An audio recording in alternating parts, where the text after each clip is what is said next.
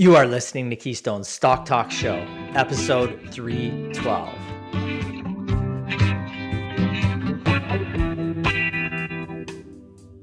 It's great to chat with you again. This week, I kick off the festivities with a Your Stock Our Take question from a viewer on TECSYS Inc., symbol TCS on the TSX, a provider of supply chain management software and related services. Well, a solid, profitable business with a net cash balance sheet, TECSYS' shares are down over 15% in the past year alone and are relatively flat over the past 5 years. I will let you know why and if the dormant shares are a current opportunity.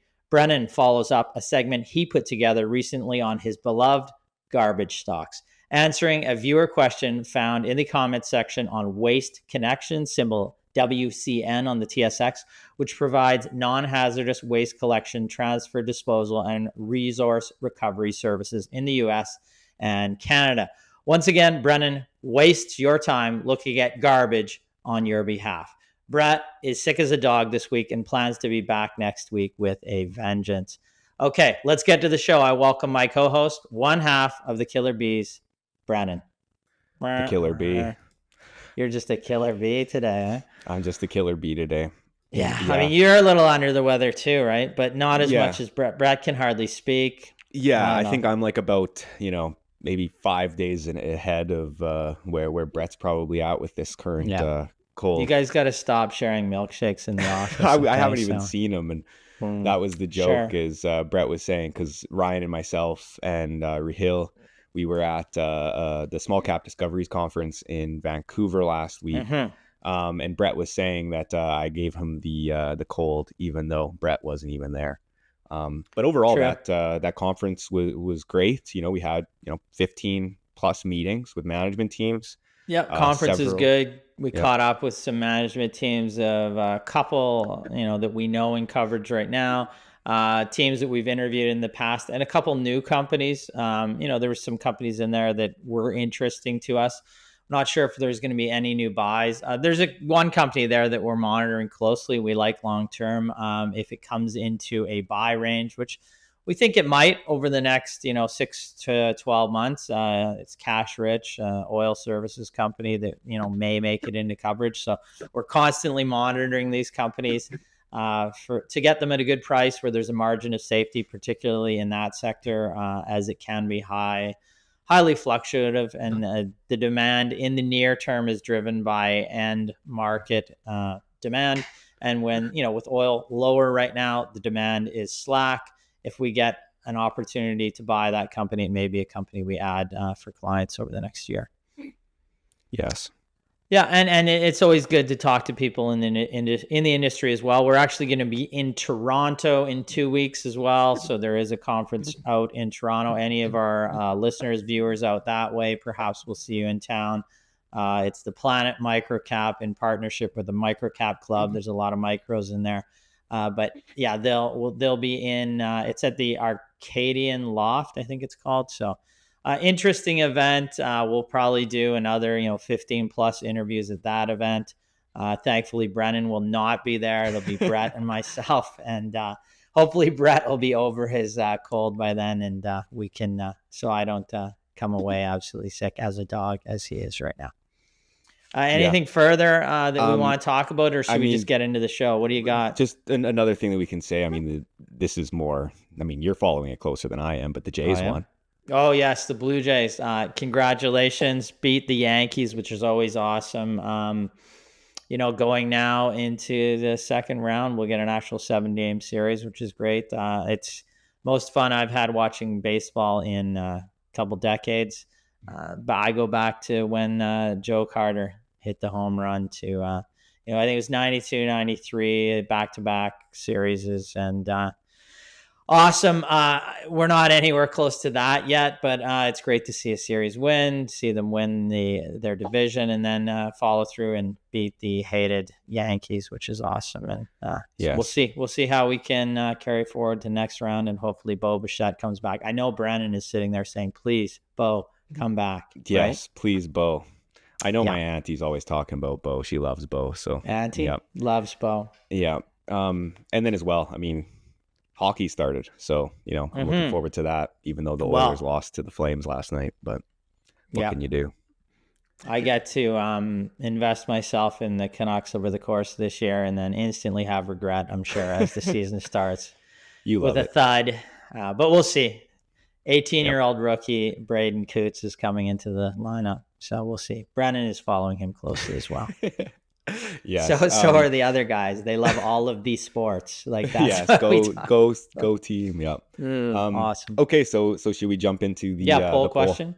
Yeah. Okay. Who came up with this brilliant question? So this brilliant question was a duo, myself and yourself. Just kidding. Ryan's going to take all of the credit for this one.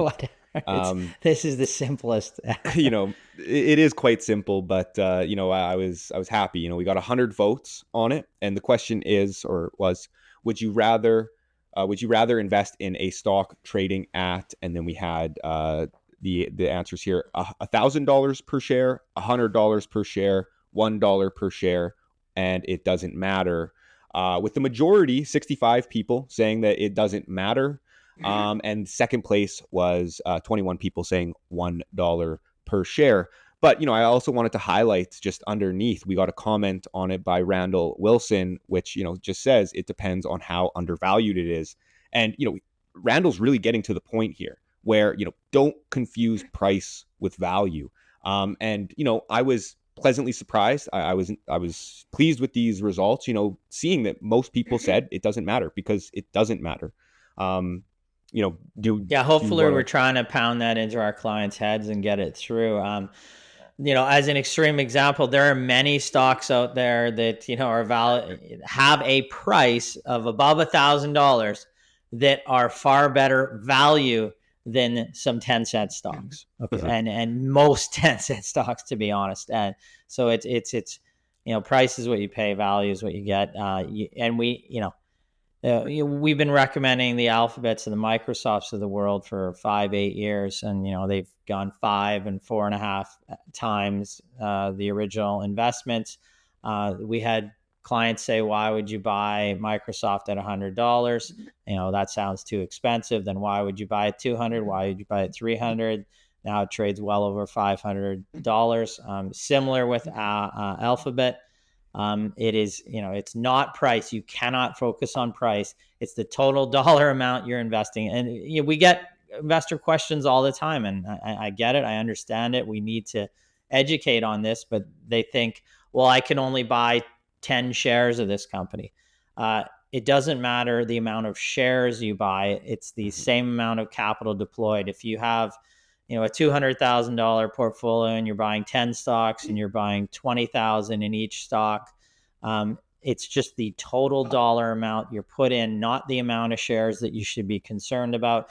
Even if that one share was $20,000 and it was a good undervalued company that had growth and you bought one share, you get the same return if that goes up 20%. If you've bought, 100,000 shares in a 2-cent stock or something, or a 20-cent stock, like it doesn't matter. It's the total dollar value, and you still get the same return on that stock going up. Yeah. And just because the stock's at 10 cents it's easier for it to go to 20 cents. It is not easier for a 10-cent stock to go to 20 than a $2,000 stock to go to 4,000. Again, it depends on, the shares outstanding as well. Like I had a buddy years ago, showing me this one stock. It was trading at, I think 30 cents, but, it had 450 million shares outstanding. So again, market cap is shares outstanding times by price. I know that, a lot of people listening understand that. But again, you need to, price is just one of the pieces of the market cap equation there as well. And then of course, when we're looking at value, we're taking, the market cap, dividing it by, the cash flow, the earnings that it's actually bringing in. This is what matters, not, the price of the share. Excellent. All right. Well, let's get right into the show. Be a quicker, shorter show this week, but we're looking forward to getting into a question. I'm going to start off by sharing my screen. So I am going to answer a question on TECSYS Inc. It's a company that we've answered a number of times in our Your Stock, Our Take segment in the past. There's not a lot of software companies in the Canadian market. So this is a company that has a good balance sheet, is earnings positive, does have some revenue growth. So we do get questions on it, and I'm going to go through it today. They are a provider of supply chain management software and related services. The company offers integrated suite of cloud-based solutions designed to help large and mid-sized companies in industries like healthcare, retail, general high volume distribution businesses. They manage the complexities of their supply chains. The core offerings typically include warehouse management, distribution and transportation management, order management and fulfillment, so omni-channel there, supply management at the point of use, especially for healthcare, business intelligence and analytics. That's what essentially the software solutions that this company provides. So let's look at the stock price performance over the past year. As we said, it's down over 15%, so not inspiring performance there.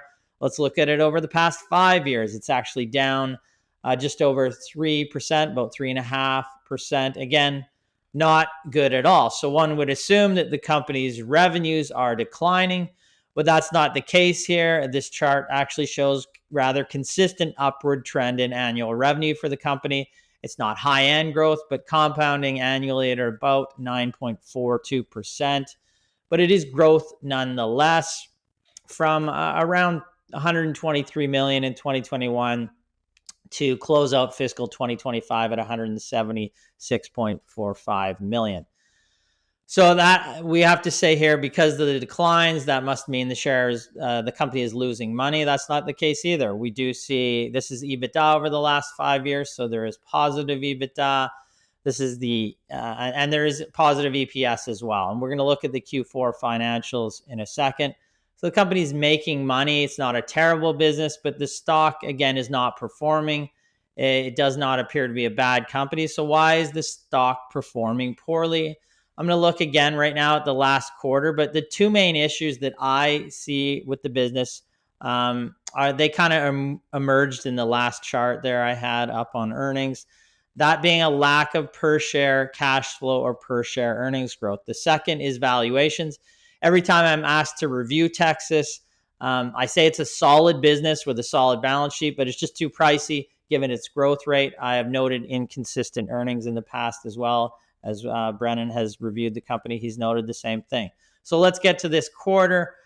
The last quarter, fiscal year 2025 Q4, SaaS revenue increased by 29%. That looks strong. SaaS subscription bookings were actually down. Were $6.5 million compared to $8 million in the fourth quarter of 2024. The SaaS remaining performance obligations increased by about 10%. That's decent. But total revenues of the company were just up in the fourth quarter to $46.6 million from $44 million. That is just 5.9% growth overall. Net profit, actually strong growth here, 12 cents per share compared to 2 cents in the same period last year. Adjusted EBITDA, also strong growth. But as we noted, and as you saw in the earnings chart there, fluctuative earnings over time, inconsistent and lumpy growth in the business. Again, they have a strong balance sheet, $31 million, basically in net cash, with debt basically zero. So they had guidance for the fiscal year coming up, 2026. Total revenue growth, 8 to 10%, about in line with what it's done over the past 5 years, maybe slightly below if it's at the 8 range. Slightly above, it's at the 10% range if it hits there. SaaS revenue growth looks solid, a little bit below the last quarter.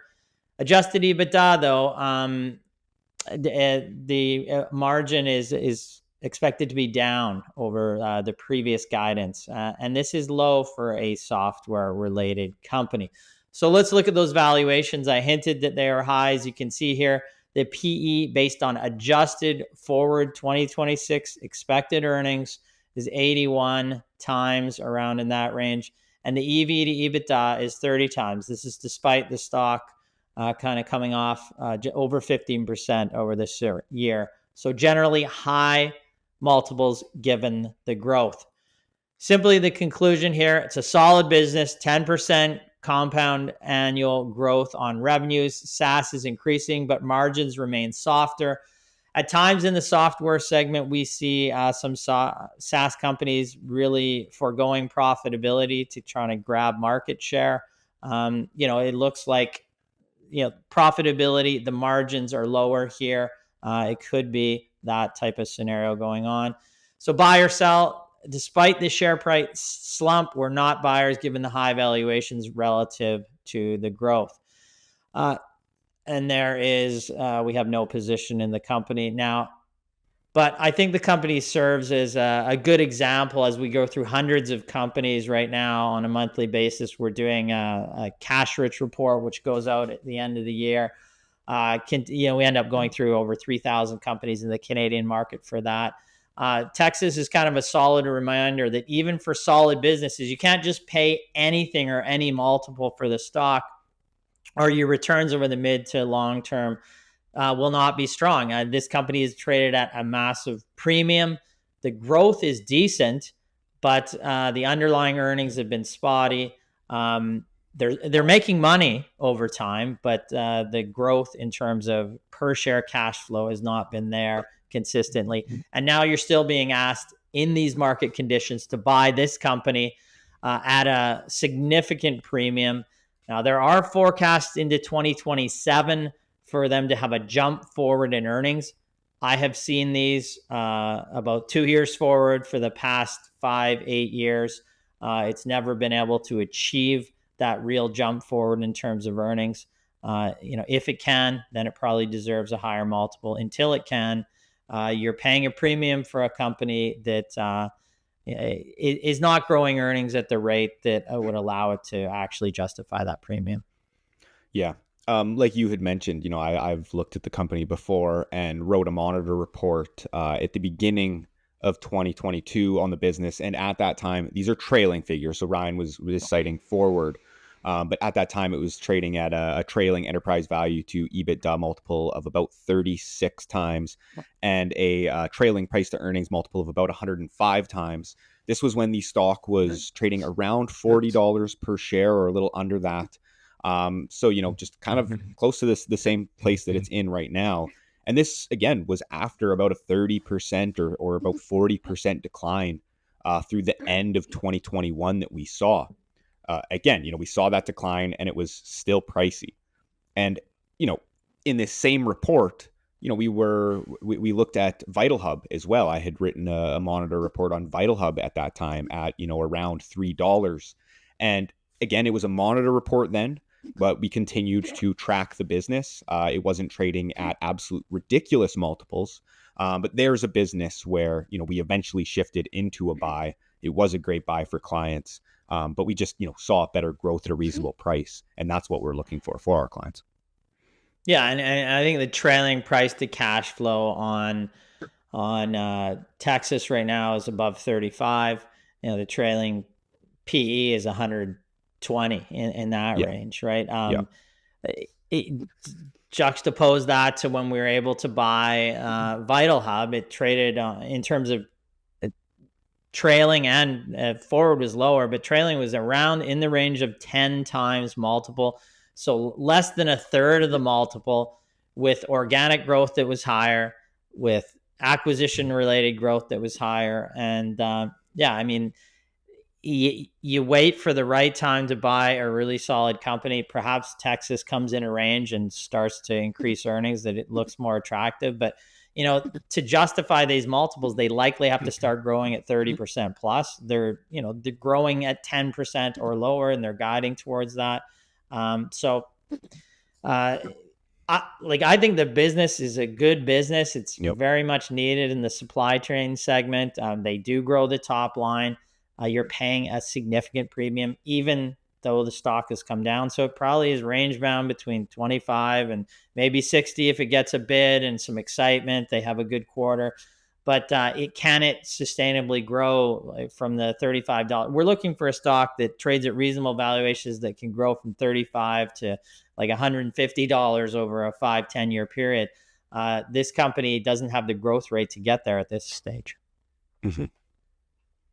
Yeah. And if you added 20-30% return onto this company, the valuations would then be extreme. So you need to see a significant pullback for you to have margin of safety to buy into a business like that.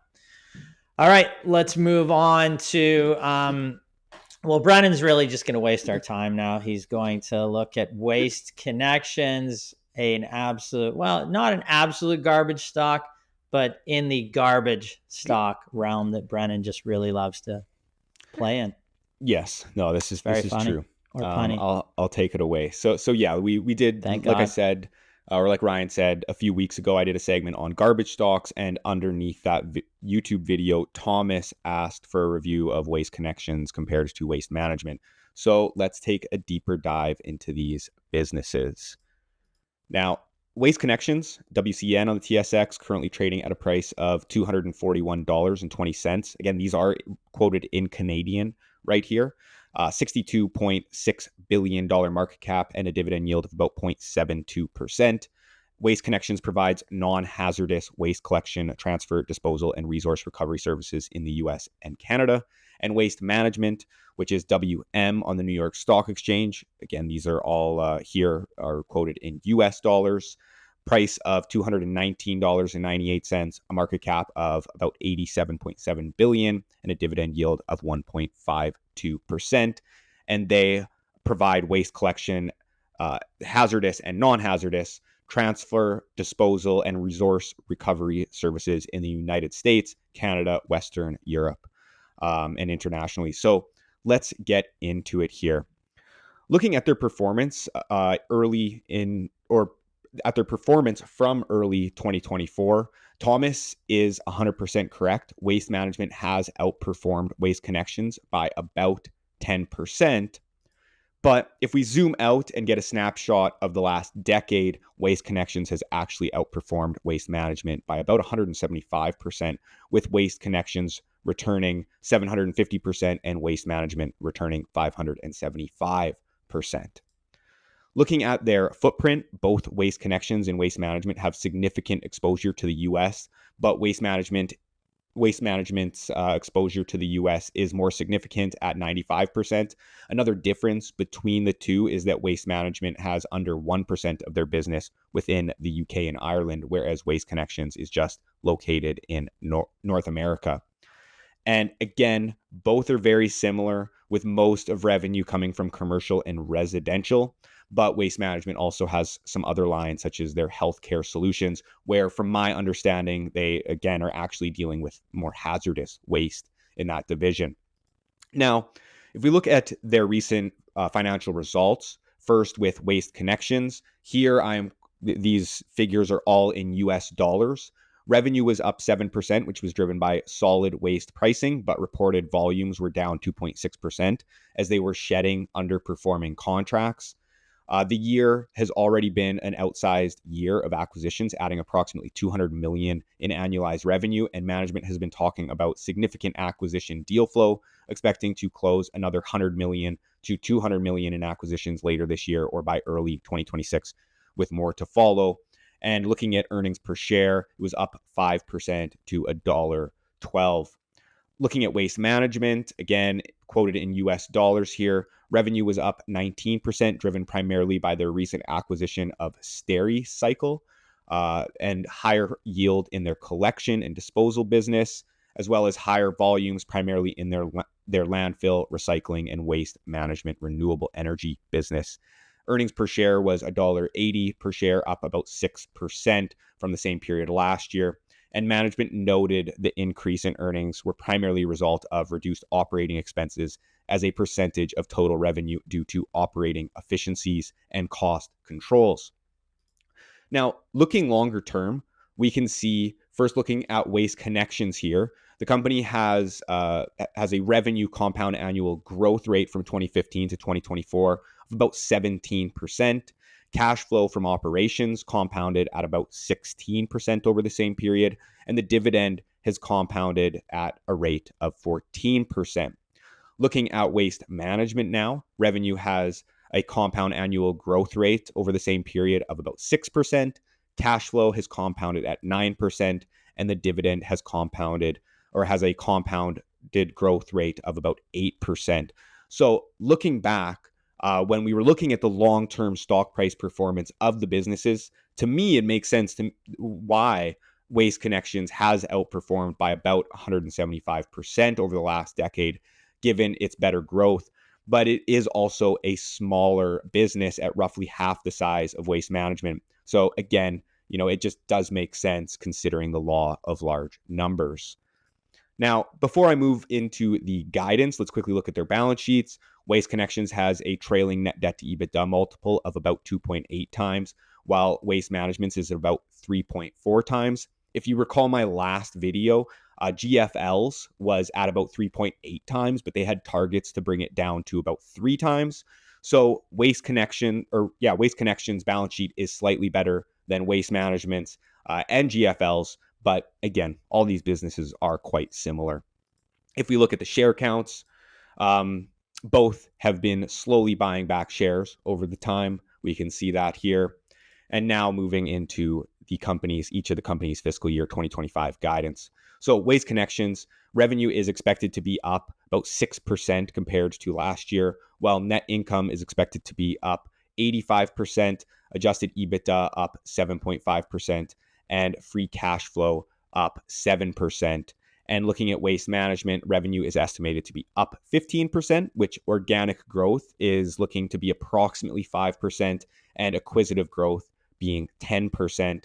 Adjusted EBITDA is expected to be up 15% as well, and adjusted free cash flow is expected to be up 23%. So again, relating back to Waste Management's 2-year outperformance over WCN, given their stronger growth forecasted throughout fiscal year 2025, it makes sense to me why Waste Management has outperformed by about 10%. More of the outperformance has recently came in this year. But it makes sense to me given the higher growth rate compared to Waste Connections. Looking at the valuations, Waste Connections is trading with the highest valuations comparatively, while Waste Management is at a bit of a discount. So to conclude here, Waste Management and WCN are very similar businesses, but Waste Management has more exposure to the US and some international. From a long-term buy and hold perspective, I think that either WCN or WM are defensive holdings with an investment horizon of 5 to 10 plus years. Waste Management has outperformed recently over the last 2 years, given the stronger growth guidance. However, Waste Connections has outperformed over the last decade due to better consistent annual growth in cash flow. Now, some trade-offs here between Waste Management and Waste Connections. Waste Management does have the most levered balance sheet of the two. They're pretty similar, really, though, but this is something to note. Waste Management also pays a more attractive dividend yield, but Waste Connections has been growing the dividend at a more rapid pace. If someone purchased the stock back in late 2017, Waste Connections would be providing an effective dividend yield of about 2% now, while Waste Management would be providing an effective dividend yield of 4.4%. And this is just because of the dividend growth over time. And of course, lastly, Waste Connections trades at a slight premium. So, I really think that it's a toss-up between the two. Even if we're pulling, GFL into the equation, I really think all of them are decent businesses. If Waste Management can continue to grow its free cash flow at the solid double-digit rate expected in 2025, I think that it may be the better option. I'm not sure if it can or if that is sustainable, if it can continue to grow free cash flow, into 2026 and 2027 at the outpaced rate. Looking at Waste Management, I will also note it is likely the better dividend growth stock for someone that wants to invest in or wants more yield, essentially. And there is the disclosure. Excellent. Well, gun to your head, which one are you buying today? I think I might go with neither. Waste Management. Really just because I would want a little bit more yield. Like I see these businesses as kind of a long-term, just long-term growth play, and I want that dividend growth, and that I'm starting out with a better yield as it is. Like I said, if you had bought each of these stocks in 2017, held them all the way to today, based on your initial purchase price, Waste Management's going to be yielding you about 4.4% now, rather than, the 1.5% that I quoted earlier if you had bought it today now. Meanwhile, Waste Connections, is the effective yields about 2% because of that dividend growth, compared to, if someone was to buy it today, they'd be getting about a 0.7% yield. It's too bad that Brett isn't on this podcast, because I was going to put a gun to both of your guys' heads and see which you would be more interested in. But again, there's such similar businesses. I like the dividend growth for sure. And it likely slightly lower valuations, a little bit more levered. So, potentially that's why. But yeah, likely the Waste Management. All right. I think that is going to close out our episode for this week. We should have a full complement of our analysts back next week. But, keep your questions coming into our Your Stock, Our Take segment. We'll answer those on a weekly basis. If you're watching this right now on YouTube, smash that subscribe button. If you're listening to this wherever you consume your podcast, rate and review us. And as always, I'd like to wish you profitable investing. Thank you. Thanks, everyone.